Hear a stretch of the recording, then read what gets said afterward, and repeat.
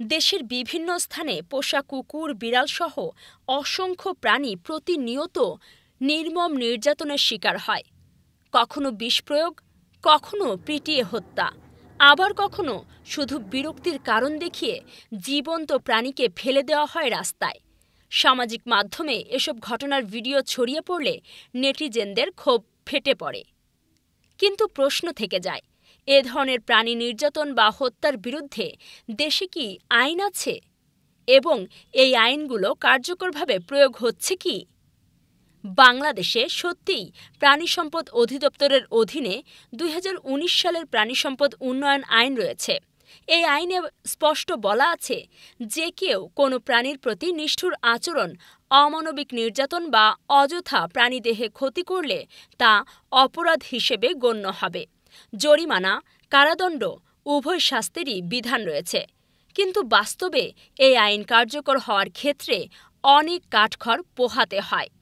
সবচেয়ে বড় সমস্যাটি হচ্ছে, প্রাণী হত্যা বা নির্যাতনের ঘটনায় প্রাণীর মালিক সরাসরি মামলা করতে পারেন না, কারণ প্রাণী নিজেই আইনগতভাবে ভিকটিম হিসেবে সংজ্ঞায়িত নয়। ফলে মালিক ভুক্তভোগী না হয় আইনে অভিযোগ দাখিলের পথ জটিল হয়ে যায়। এতে করে বেশিরভাগ ঘটনায় বিচার প্রক্রিয়ায় পৌঁছায় না, অপরাধীরা সহজেই পার পেয়ে যায়।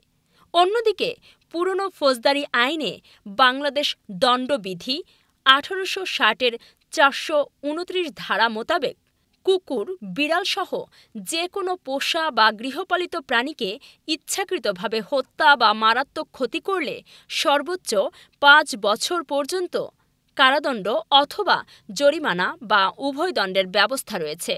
এটি শক্তিশালী আইন হলেও ভুক্তভোগী মালিকের মামলা না করতে পারা এবং আইনি প্রক্রিয়ার জটিলতার কারণে বেশিরভাগ ক্ষেত্রেই এই ধারা প্রয়োগ হয় না। আরেকটি জটিল বাস্তবতা হল, প্রাণী নির্যাতন মামলায় পুলিশ তাৎক্ষণিকভাবে কাউকে গ্রেফতার করতে পারে না, কারণ অনেক ক্ষেত্রে ধারা নন কগনাইজেবল, অর্থাৎ পুলিশ নিজ উদ্যোগে মামলা বা গ্রেফতার করতে পারে না। আদালতের নির্দেশ প্রয়োজন হয়। ফলে ঘটনার পরপরই অপরাধী পালিয়ে যায় বা প্রমাণ নষ্ট করে ফেলে। এ কারণে নেটিজেনদের ক্ষোভ বাড়ছে।